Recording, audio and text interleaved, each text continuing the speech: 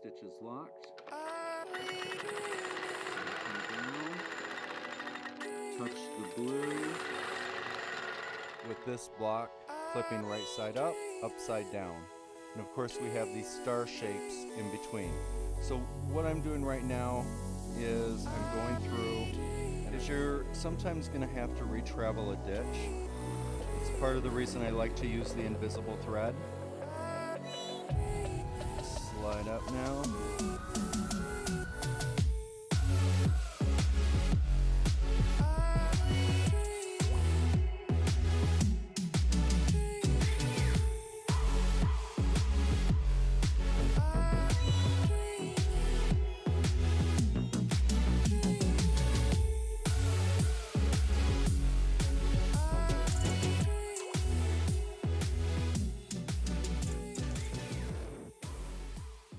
Hello everybody and welcome back to the Quilters Apothecary. Today we are continuing with our wonderful opportunity quilt for our dear Yvonne.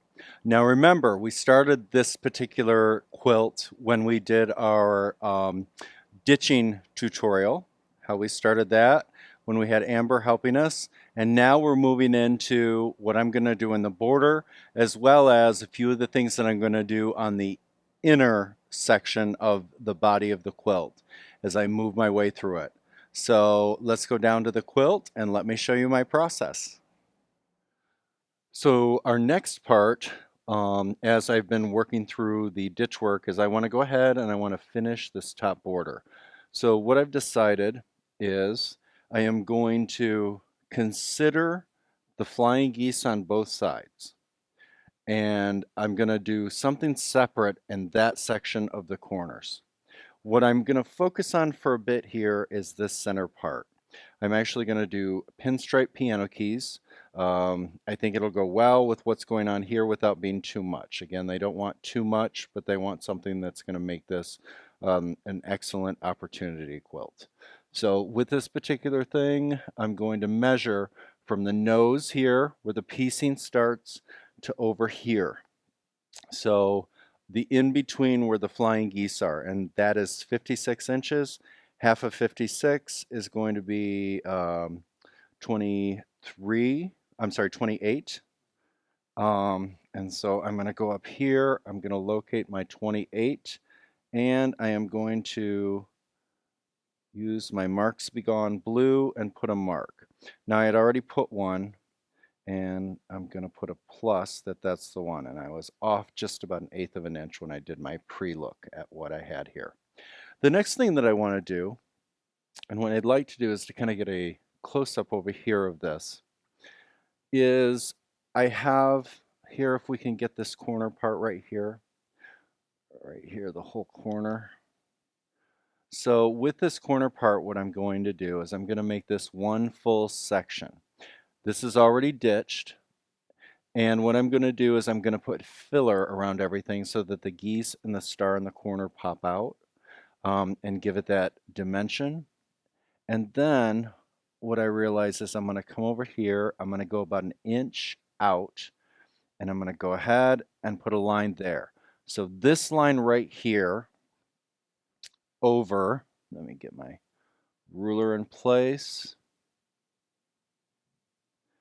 that inch right there is going to be where I'm going to fill to, and then my pinstriped piano keys will start on the inside. So that would mean, of course, that over on the other side it would be the same thing. So I'm going to go over here and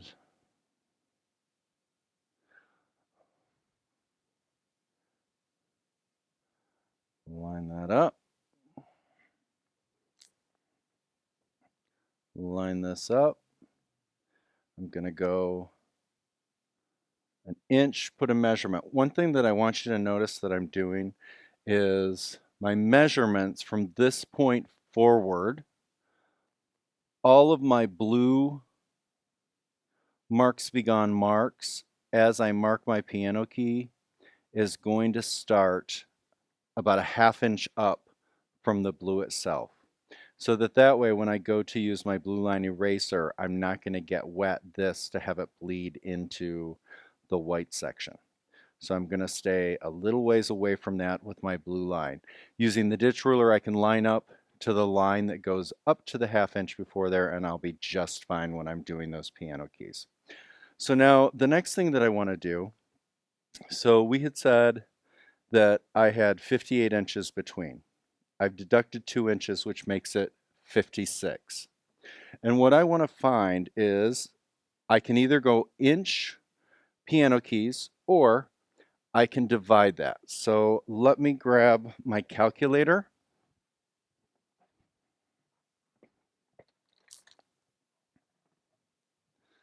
So 56, let me get my calculator here.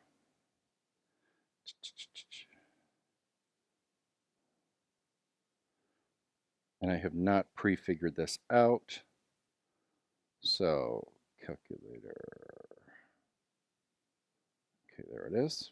Okay, clear, clear. So I'm going to go 56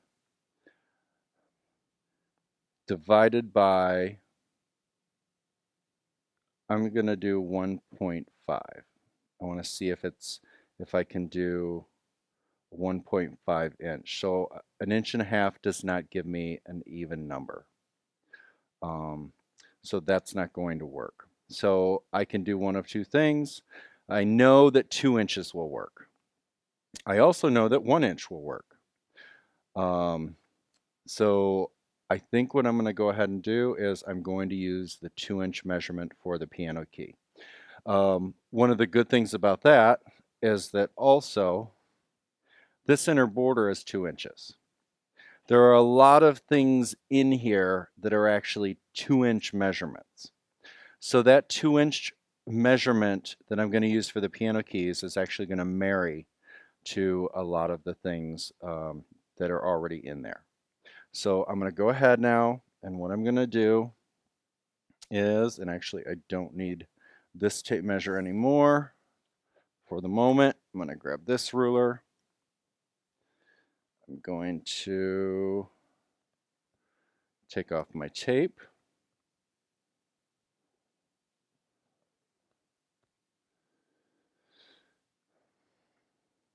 Put that on the 2-inch line so that I have that to measure. And I'm going to start, and the first thing I'm going to do is to go to my center mark here. And I know that you all have seen me do this before. I'm going to go to the center, the proper center here. And again, I'm going to stay up about 1/2 inch. I'm going to put my straight line. I've lined the straight line on my ruler on the seam here. That way, that's going to stay pretty cohesive.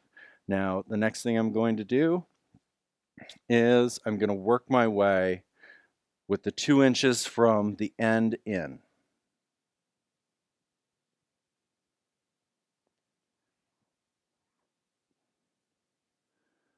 And I've got to remember, stay 1/2 inch up off of that seam.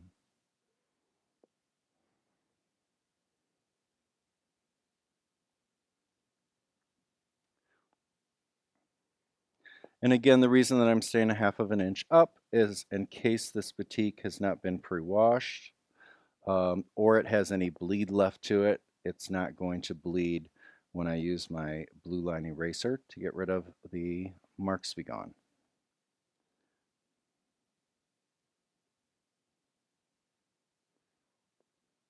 And we want to remember it's not about the blue line eraser.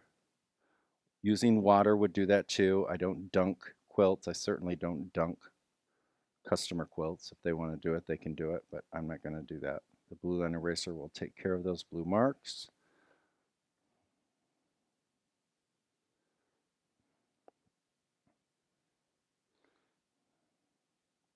I have also changed my thread. So the thread that I have in now is the isocord. Okay, so now I'm going to go there. Got our last divided line here, so that worked out pretty good. Now again, I aired from out into the center. I'm going to go over to the other end where that starts, and I'm going to work my way in as well. That way, if there is an oddball measurement or my measurement was off, I know that my center is correct. It will even out. And what I'm also going to do is here in the center, when I do make my way over here, I'm actually going to go a 1/4 inch on both sides of these particular, this particular line, whereas the other ones are only going to be 1. It's going to be a single pinstripe. Okay, so now I'm going to start over here and do the same thing. Line up my line there, got my 2 inches, go up about 1/2 inch to protect my edge.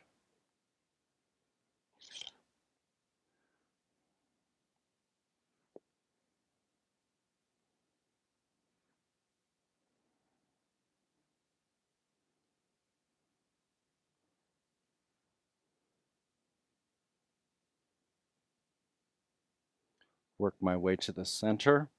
Move that out of the way so it doesn't distort.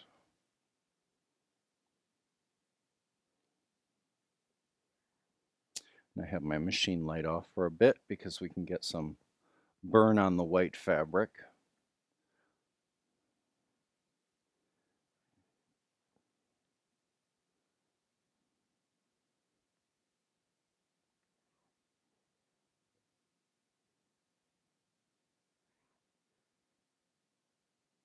Okay, that looks good. It turned out well. I love that. Okay, so here's my middle. So what'll happen is I'll have a 1/4 inch line.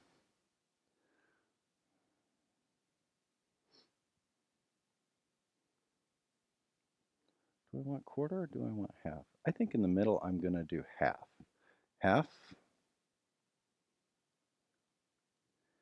1/2, just as a design element. And then what I'll do is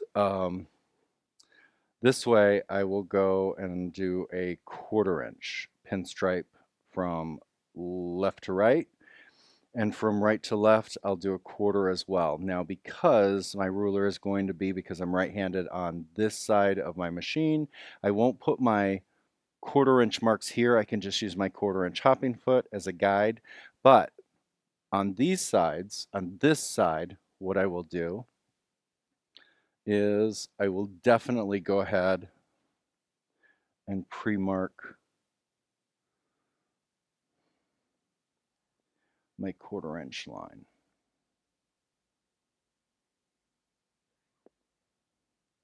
Then I don't have to think about it. And once I get there and we're quilting that, that'll make sense why on this side I'm putting that mark. Again, if my ruler is on this side of the, on the left side of the main piano key mark, when I do the pinstripe, which is going to be a 1/4 in, from left to right to the middle, that will work perfect. But I can't use the ruler as a tool to measure that. If I'm on this side, that would mean it would have to be on the left, or I'm sorry, the right side of my hopping foot. And for me, that just doesn't feel natural. So from right to left, I will just go ahead and pre-mark. Those are just a few things you want to kind of keep in mind as you quilt and utilize some of these basic designs like the piano key with the pinstripes.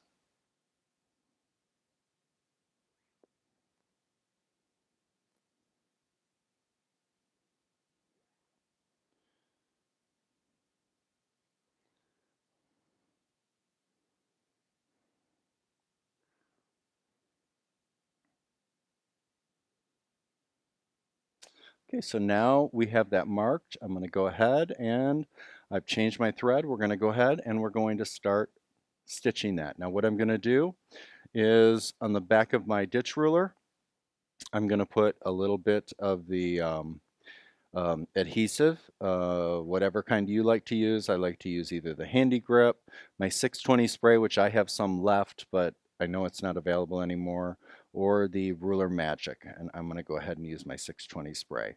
Once that runs out, I will go ahead and utilize my Handy Grip, which is my second favorite.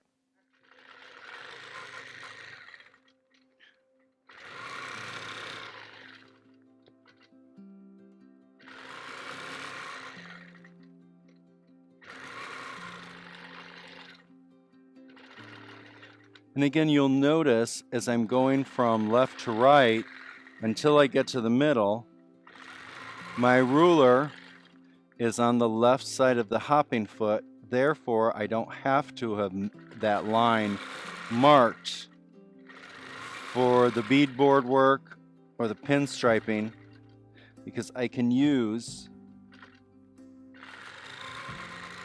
my hopping foot as my measurer. I can go over, the edge hits that line, I put my ruler right on the sew line, and that should give me a nice 1/4 inch or thereabouts, whatever your ruler foot measurement is.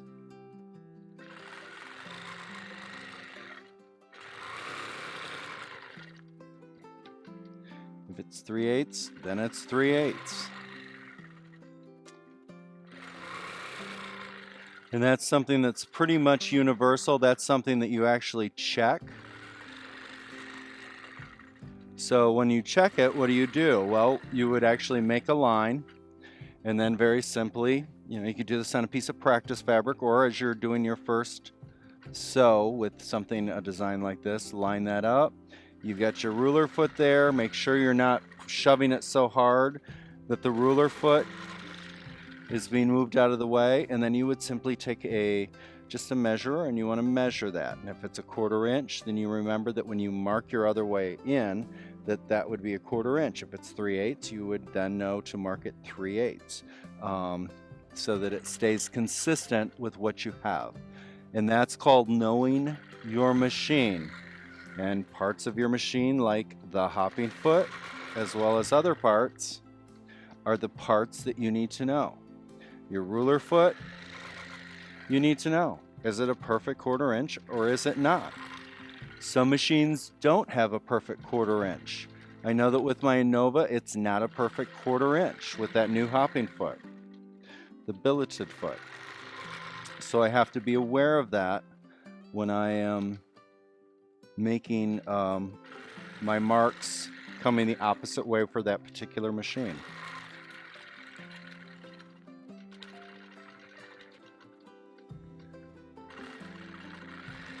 And again, you'll notice that because I'm able to line up my ruler based on my seam down here and the mark that I've already made, keeping it approximately a 1/4 inch, I don't need to have this line extend all the way down. I can have that 1/2 inch leeway to protect the dark blue from the light color for bleed when I do the marking.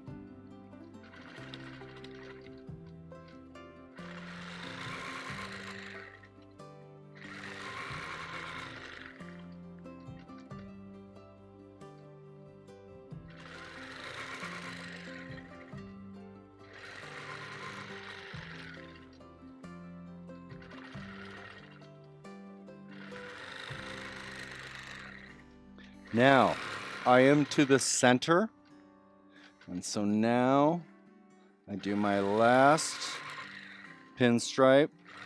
That is why I marked my 3 center lines, and again, that's part of the design element.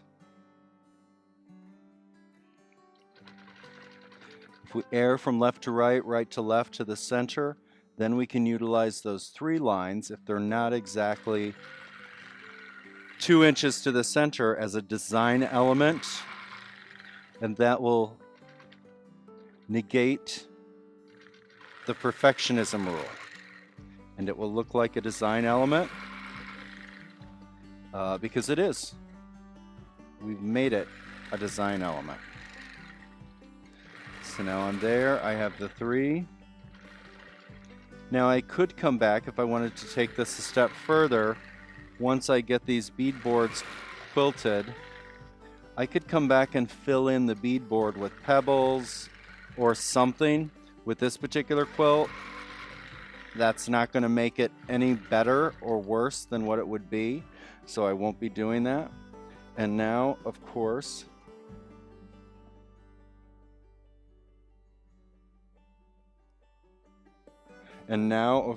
we're working past the center point. So we're going to go ahead, use the ruler, line that up. That was not dead on, that one, but I will line up to the stitching line. I'm not going to line up to my original line. I'm going to use my stitching line, which is just a little bit off, and that will never be noticeable once those lines are removed. Always adhere to the stitching line itself.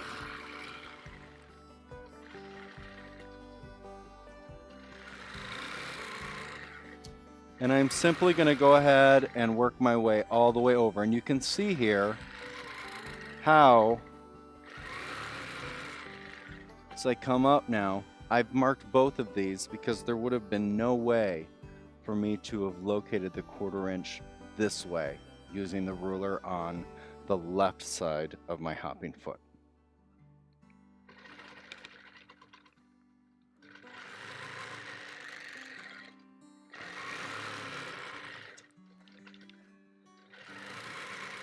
So I'm going to work my way over. Once we finish this, then we're going to head over and we're going to work on the fill in the corner and get that corner filled up. And then I'm going to move into the body and finish all the way down as I work my way down both sides of the border. Or you can baste if you want to wait and come back and do it later. I'm going to go ahead and work down both sides of the border and ditch all of the inside, and then we're going to come back after that and we're going to do all of the fill. I've decided upon a really cool design to use in one of the main shapes in the body of the quilt, and then the rest of this white main fabric is going to be filled. And I'll show you once we get there which of those is going to have a highlight shape that will be a focal point visually. Okay, so now that's done. And so now what I'm going to do is actually, I'm going to go in. I don't even now have to unlock my stitches. As Rich does that pull out, you can see this is all quilted. This is good to go. Now what I'm going to do, if we want to go in here for a minute and focus in here. Now within my throat space, this is all ditched. This is stitched. I'm going to go ahead and I'm going to come in here and I'm going to do all of my fill work in here. And you can use whatever type of filler you would like to use. I'm going to grab my step aerobics thing so I can stand up on that. Okay, so a few things I've done. I have changed this to 12 stitches per inch. These piano keys I did at 11 stitches per inch. Now I've changed it to 12 stitches per inch for the filler in here. I've also changed my cruise speed to about 425. That way, that's how fast my needle is running, which is a nice speed for me to be able to go in and have it feel wonderful as I throw in my filler. I'm just going to use a basic filler. You use whatever filler you like to do.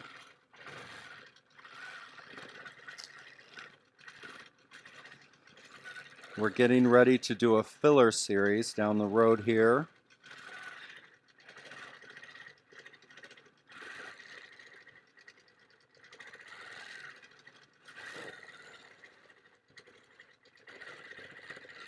Again, I simply, when I do my filler, I'm not doing micro work. I'm just filling that up around the shapes to add a little bit of texture, a little bit of positive and negative. Go up to the goose, away, and again, I'm touching that ditch line.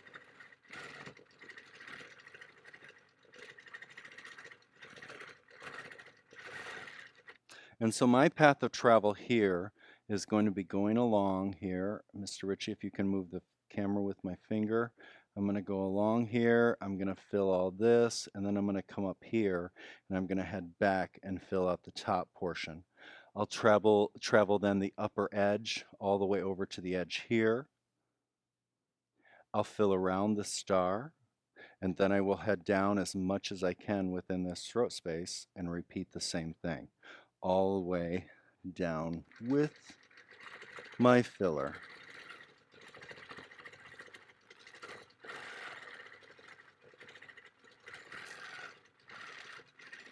It's okay to have a universal filler that you like, whatever your favorite filler is.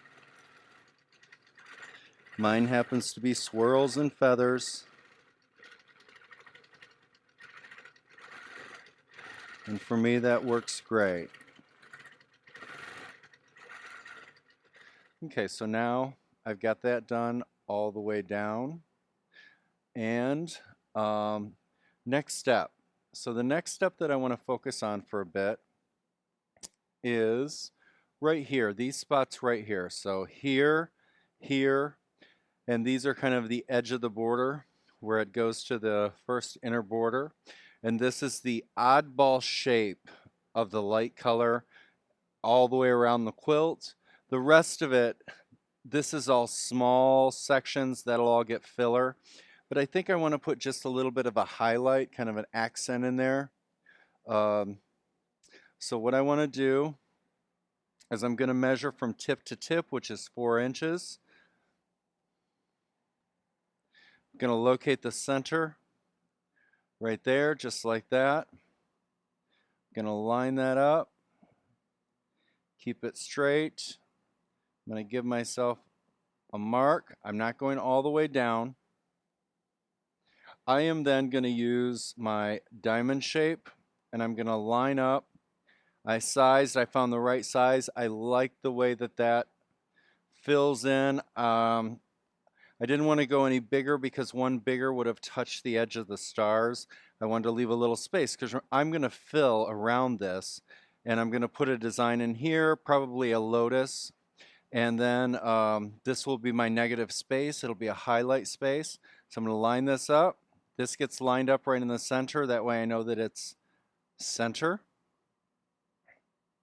In a perfect world anyways. Okay, and now I'm going to go ahead, mark that half diamond accent right in there. I'm going to do the same thing in this next one.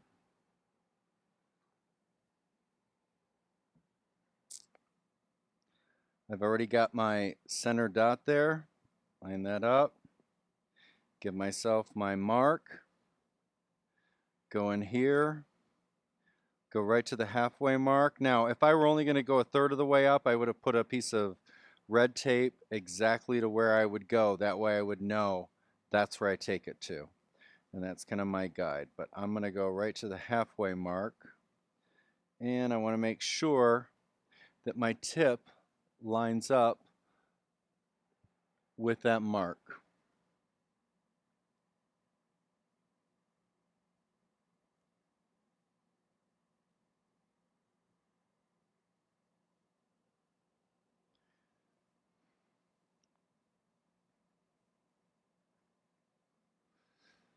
And I'm going to do that on all of these on the inner part of the body of the quilt.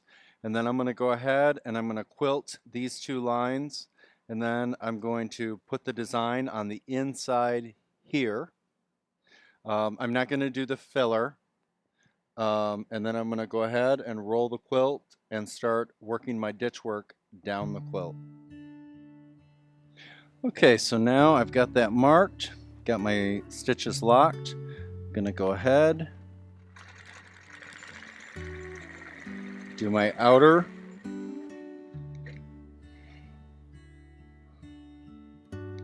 framework,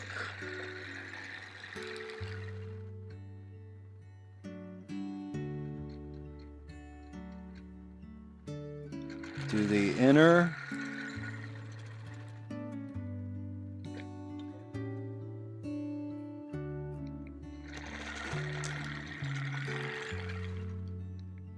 Time to make a decision. Let's see. I'm going to go ahead, go with the Lotus.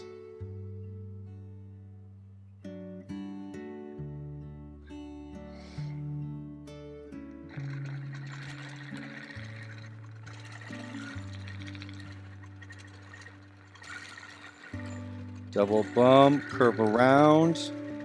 Remember, I've got the Lotus tutorial series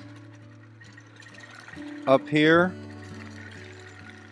These are wonderful things to use in these spaces. Let me get rid of my tail here.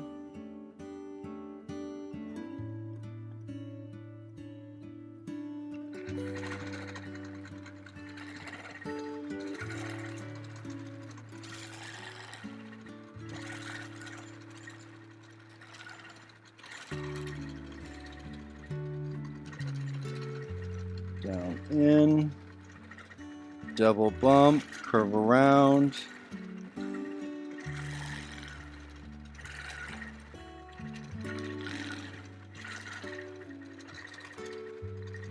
Come down.